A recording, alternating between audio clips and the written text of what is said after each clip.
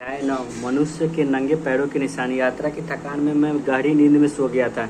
इस तरह किसी के बुलाने की आवाज़ पर पहले तो मेरा ध्यान ही नहीं गया, लेकिन गौर से सुनने पर लगा कि वाकई कोई मुझे पुकार रहा है। उस समय मैं अर्ध जागृत अवस्था में था। मुझे स्वप्न का भी आभास हो रहा था कि फिर दोबारा से वही आवाज़ आई, Robin Crusoe, Robin Crusoe, Robin Crusoe.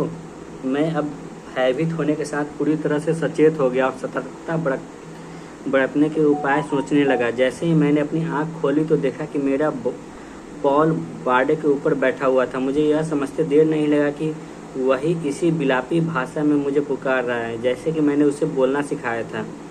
अब वह उसमें पूरी तरह से दक्ष हो गया था। वह मेरे हाथ की उंगलियों पर आकर बैठ गया और मेरे चेहरे के पास आकर जोर से बोलने लगा, robin Crusoe, Robin Crusoe, Robin Crusoe, Robin Crusoe. इस तरह मेरे द्वारा सिखाई गई सभी बातों को वह दोहराने लगा। फिर भी यह जानकर भी समझ नहीं पा रहा था कि आखिरकार तोता कैसे इस तरह बोल सकता है।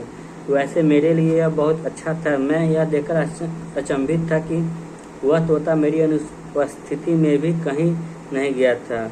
उसने वह जगह नहीं छोड़ी जहाँ मैं उसे रख कर गया था। वह वहीं पर था। खैर, यह समझकर मेरी जान में जान आई कि चलो, यह कोई और नहीं बल्कि मेरा पॉल था। वह अभी भी मेरे हाथ पर बैठा था और एक सामाजिक प्राणी की तरह मेरे अंगूठे पर बैठकर मुझसे लगातार बातें करने में मशगूल था। Robin Crusoe, Robin Crusoe, Robin Crusoe. इस तरह वह मुझे देखकर और मैं उससे बातें करके दोनों ही बहुत खुश थे। इसीलिए मैं उसे अपने साथ घर के अंदर लेकर चला गया। अगले कुछ दिनों तक मैं समुद्र की तरफ नहीं गया। मैं कुछ आसान खतरों को भांपकर आशंकित रहने लगा तथा मेरे भीतर डर समा गया था। मैं यहाँ अपने एकांतवास के दौरान एक निहायत गंभीर एवं शांत जीवन जीने लगा था। उस अवकाश प्राप्त व्यक्ति की तरह जो अपनी सुविधा की सारी चीज़ें जुटा लेने के बाद और कुछ नहीं करना चाहता, उन्हीं का उपयोग करते हुए एक स्थिर जिंदगी गुजारने लगता है। वैसे मैं इस जिंदगी से खुश तो वाकई में था, किंतु समाज से दूर होना मुझे अखरता भी था। इस दौरान मैंने कई मैकेनिकल कामकाज सीख लिए थे जो मेरी ज़रूरतों को पूरा करने के लिए आवश्यक थे। समय ने मुझे कई चीज़ों के अलावा एक अच्छा बढ़ई भी बना दिया था। इसके अलावा मैं उन सब चीज़ों को बनाने में पूर्णतः दक्ष हो गया था जो मेरे बैठने, सोने और रोज़मर्रा के कामों के लिए ज़रूरी थे। मैं चीज़ों को पहले से ज़्यादा आसानी से और बेहतर बनाना सीख गया था। हालांकि क्योंकि मैं उन्हें गोल और चौकड़े आकार देने में माहिर हो गया था, तो अब देखने में सचमुच ही बहुत सुडौल लगते थे। इतना सब कुछ आने के बावजूद मैं अपने प्रदर्शन में पूरी तरह संतुष्ट नहीं हो पाया, क्योंकि मुझे अभी तक तंबाकू पाइप बनाने की कला नहीं आई। पहले मैं कई बार उसे बना चुका हूँ, लेकिन वह इतना बेडौल एवं भद्दा बनता है कि मुझे उसमें तंबाकू पीने में मज़ा नहीं आता है। मुझे उस क्षतिग्रस्त जहाज में रखे पाइप में ही तंबाकू पीना अच्छा लगता है। उस समय मैंने एक भूल की थी कि चीज़ों को जहाज पर से समेटते समय मैं उस पाइप को अपने साथ नहीं ले पाया था। मुझे यह अंदाज़ा नहीं था कि द्वीप पर तंबाकू मिलेगा भी या नहीं, और दोबारा वह मुझे जहाज पर मिला भी नहीं। मैंने खुद वहाँ कई अन्वेषण भी किए। अपनी ज़रूरतों के मुताबिक खपचियों का इस्तेमाल करते हुए कई प्रकार के अनेक टुकड़िया का डिज़ाइन तैयार किया तथा उसमें सुधार करते रहा। वैसे देखने में वह बहुत ही सुंदर नहीं था, लेकिन मेरे इस्तेमाल के लिए पर्याप्त थी। जैसे यदि मैं किसी बकरी को मारता था तो सबसे पहले पेड़ पर लटका देता था, फिर उसमें ज़रूरत के मुताबिक मांस निकालकर शेष भाग को काटकर टुकड़ी में भरकर घर ले आता था और धीरे धीरे इस्तेमाल में लाता था। इस तरह मैंने कई गहरे टोकरे भी बनाए थे जिसमें मैं अनाज रखा करता था। ये बड़े टोकरे मैंने इस तरह बनाए कि वे हमेशा सूखे रहते थे और उनमें रखा हुआ अनाज पूरी तरह से सुरक्षित रहता था। मेरे पास रखे हुए पाउडर का भंडार भी अब खत्म होने लगा था। यहाँ उसे बनाना मेरे लिए बिल्कुल भी असंभव प्रतीत हो रहा था। मैंने इस बारे में सोचना शुरू कर दिया कि अब मुझे क्या करना होगा। मैं अब बकरी को मारने की सोच रहा था। अपने तीसरे साल के वहाँ निवास के दौरान मैंने बकरी के एक बच्चे को पाला था। मेरे दिल में उसने जगह बना ली थी। तभी तो मैं अब तक उसे कतई मारना नहीं चाहता था, भले ही वह अपनी स्वाभाविक उम्र के साथ ख़त्म हो जाए। इस तरह से 11 साल बीत गए। अब मेरे हथियारों का जखीरा कम होने लगा, इसीलिए मैंने उस समय बकरियों को चारा डालकर फंसाने की कला सीख ली थी। अब मैं उन्हें जिंदा पकड़ लेता था। इस मकसद में तो मैं कामयाब हो गया था। मुझे विश्वास था कि वे मेरी पकड़ में आ जाएगी और ऐसा हुआ, लेकिन उसे बांध कर रखने का मेरे पास कोई उपाय दिख नहीं रहा था। अगर मैं उसको पालता तो फिर खाना कैसे खिलाता।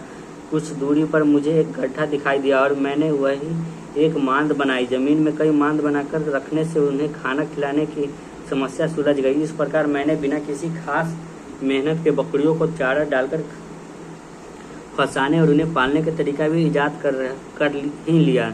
बकरियों को मैं वहीं पर अनाज खिलाता। पहली रात मैंने 3 बकरियां फंसाया, चारा खिलाया तथा उन्हें वहीं रखा। अगली सुबह जब मैं वहां गया तो बकरियां वहां से नदारद थी, जिससे मैं हतोत्साहित हुआ।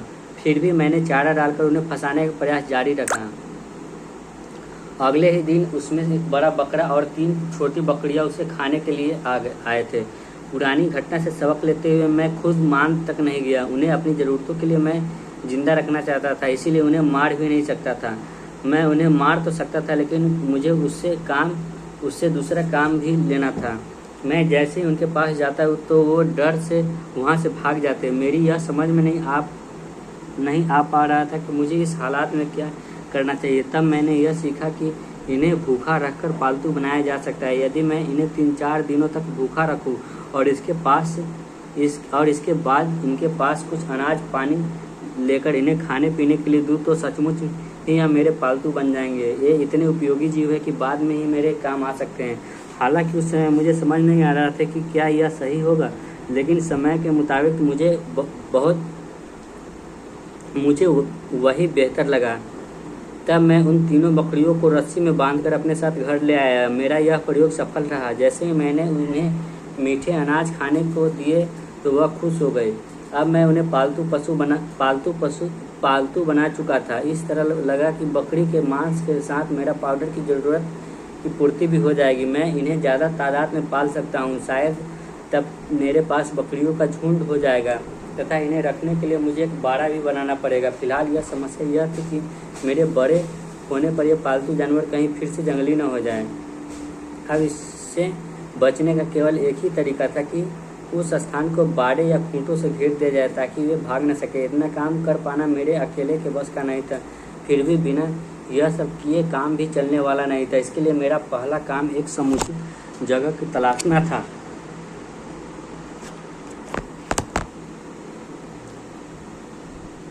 जहाँ पशुओं के चढ़ने लायक घास, पीने के पानी और सूर्य की गर्मी से बचने का इंतजाम किया जा सके।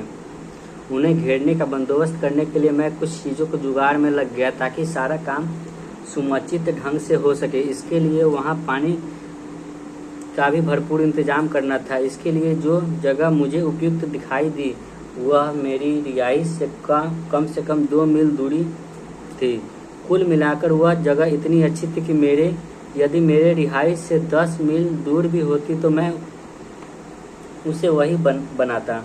तब मुझे यह नहीं पता था कि यह सचमुच द्वीप पर जंगली बकरियां एक जगह नहीं मिलेगी। उन्हें पकड़ने के लिए मुझे भटकना पड़ेगा। मैंने बाड़ा बनाने का काम शुरू कर दिया।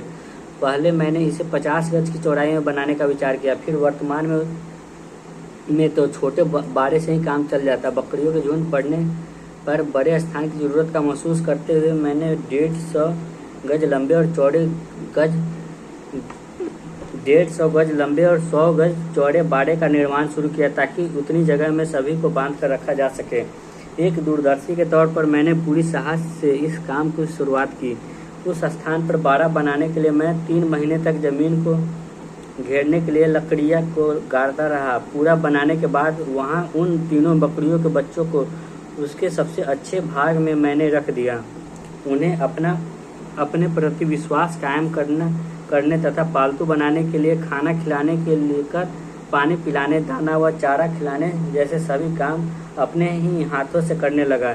इस प्रकार जब मैंने पूरी तरह से घेराबंदी का काम कर लिया तो उन्हें उसमें खुला छोड़ दिया ताकि वे मेरे हाथ से अनाज खाने के लिए मेरे पीछे पीछे आएं। इस तरह तकरीबन 1.5 साल के बाद मेरे पास 40 से ज़्यादा बकरियों के झुंड हो गए थे। लेकिन मैंने खाने के लिए कुछ को भी था। उसके बाद मैंने 5 अन्य मैदान में ज़मीन की घेराबंदी की ताकि उन्हें आसानी से खाना खिलाया जा सके। हालांकि इन सब में मुझे बहुत मेहनत करनी पड़ी थी, लेकिन ऐसा करना भी ज़रूरी लगा था। इतनी मेहनत का नतीजा अच्छा निकला। अब मेरे पास न केवल बकरियों का मांस उपलब्ध था, बल्कि मैं उनका दूध भी निकालने लगा था। वैसे शुरू में तो दूध निकालने में दिक्कत हुई, लेकिन बाद में तो वाकई खुद में भी आश्चर्यचकित हो गया जब रोज़ाना मेरे पास 2 गैलन तक दूध जमा होने लगा। प्राकृतिक रूप से इतने सारे दूध का इस्तेमाल कर पाना मेरे लिए संभव नहीं था। मैंने बकरी तो क्या, पहले कभी गाय भी नहीं दुही और न ही दूध से पनीर या खोया बनाते हुए देखा था। मैंने कई लेख और कहानियाँ पढ़ी थी, जिसके आधार पर अंततः मैं खोया और पनीर बनाने में भी कामयाब हो गया। आपको यह बता दूं कि इस दौरान मैंने यहाँ आसपास द्वीप पर 2 पौधशालाएँ देखी, जिनमें से एक तो मेरी रिहाइश के पास ही थी। वह काफ़ी बड़ी और सूखी थी, इसलिए उनमें पानी से सिंचाई की दरकार थी। वहाँ मेहनत के बलबूते पर मैंने काफ़ी अनाज पैदा किया। खासकर मक्का की फसल इतनी तादाद में हुई थी कि उसे काटते काटते मेरे हाथों में दर्द होने लगा था। मेरे निवास से कुछ ही दूरी सटी एक छोटी सी नीची भूमि को मैंने जोतकर उसे मक्के के बीज बोए थे। वहाँ इतनी तादाद में फसल पैदा हुई थी कि उनकी उर्वरता को देखते हुए मैंने पास में ही कुछ और ज़मीन की भी जुताई की। मैंने देखा कि मेरी रिहाइश के आसपास के पेड़ पौधे काफ़ी बड़े हो गए हैं। यहाँ की लताएं फैल चुकी है, जिन्हें काट छाँट करने की ज़रूरत है ताकि मेरे बड़ा सुरक्षित रहे। लताओं की ऊंचाई बढ़ गई, जिसे मैंने ठीक ठाक किया ताकि सीढ़ी से अंदर बाहर की ओर कूदने में सहायता मिले। मैं हमेशा पेड़ों की छटाई करता था, जिससे उसकी शाखाएं मुझे छाया प्रदान कर सके। इन सबके बीच में ही मेरा टेंट था, इसीलिए मुझे इन सब के जुगाड़ करना पड़ता था। मैं अपने टेंट में सोने के बिस्तर के तौर पर कुछ जानवर को मारकर उनकी नरम खाल को इस्तेमाल में लाता था। अपनी रिहाइश के पास ही मैंने कुछ भेड़ों को पालने का इंतजाम किया। इस काम के लिए घेराबंदी करने और मैदान में इन सबको बांधने में काफ़ी मेहनत करनी पड़ती थी। हालांकि मैंने मेहनत से कभी मुंह नहीं मोड़ा था। बारे में तमाम इंतजाम कर रखे थे ताकि बारिश के मौसम में भी कोई दिक्कत न हो। इस स्थान पर मैंने कुछ अंगूर भी उगाए थे। ठंड के मौसम में मुख्य तौर पर उन्हीं पर निर्भर था। मैं उन्हें सहेज कर रखना कभी नहीं भूला, क्योंकि वहाँ पर मेरी शारीरिक शक्ति बरकरार रखने के लिए किशमिश का सेवन जरूरी था। इसलिए उन्हें उगाने और उनके भंडारण के प्रति मैंने कभी लापरवाही नहीं बरती। अक्सर मैं अपने दूसरे ठिकानों पर भी जाया करता था। साथ ही जहाँ मैंने अपनी नौका खड़ी कर रखी थी, उस जगह भी घूमने और मन बहलाने के लिए जाता था। कभी कभी मेरे दिमाग में एक बार फिर से समुद्री यात्रा पर निकलने का विचार आता, लेकिन फिर पुरानी यादें ताज़ा हो जाती।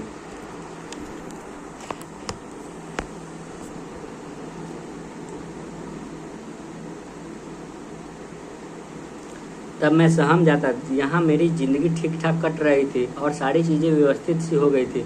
मैं किसी धारा भंवर या घटना का शिकार होना नहीं चाहता था, लेकिन अब मेरे साथ कुछ अलग तरह की घटना होने लगी थी। एक दिन दोपहर को मैं अपनी नाव के पास जा रहा था। मैं यह देखकर हैरान रह गया कि वहाँ समुद्र किनारे कुछ आदमियों के नंगे पैरों के निशान दिख रहे थे, जो वहाँ बालू होने से स्पष्ट तौर पर उभरे हुए थे। एकाएक मुझे झटका लगा कि शायद यह भूत पिशाच हो सकता है। वहाँ आसपास मुझे न तो कुछ दिखाई दिया और न ही कुछ सुनाई दिया। मैं वहाँ एक ऊंचे स्थान पर गया ताकि किनारों की ओर दूर तक दिखाई दे सके, परंतु मुझे दूर दूर तक कुछ दिखाई नहीं दिया। मैंने एक बार फिर से मुआयना किया, लेकिन कोई और सुराग हाथ नहीं लगा। समझ में नहीं आ रहा था कि वे नंगे पैर के निशान किसके हैं। मुझे कुछ सूझ नहीं रहा था कि आखिर यह क्या माजरा हो सकता है। इस बारे में सोचकर मैं काफ़ी हैरान परेशान था। डर के मारे मेरे कदम भारी हो गए थे। किसी तरह मैं खुद को घसीटते हुए अपनी रिहाइश तक पहुंचा। अब तो मुझे झाड़ियाँ और पेड़ों की हर आहट से डर लगने लगा था। मुझे एकदम से झुरझुरी सी आती और मैं भीतर तक दहल जाता। डरते हुए मैंने किसी तरह से अपने तथाकथित किले के भीतर पहुंचा और खुद को सुरक्षित रखने उधर बुन में जुट गया। सीढ़ी से अंदर पहुंचते ही मैं चट्टान के अंदर अपने तहखाने में घुस गया। भयभीत होने की वजह से उस समय मेरी याददाश्त भी प्रभावित हो गई थी। जहाँ तक कि मुझे याद आ रहा है, अगली सुबह तक मैं उसे में दुबका रहा। मैं बताना चाहूँगी कि पहली बार वहाँ मुझे इतना डर लगा था, वाकई में मेरे भीतर उस समय आतंक सा छा गया था।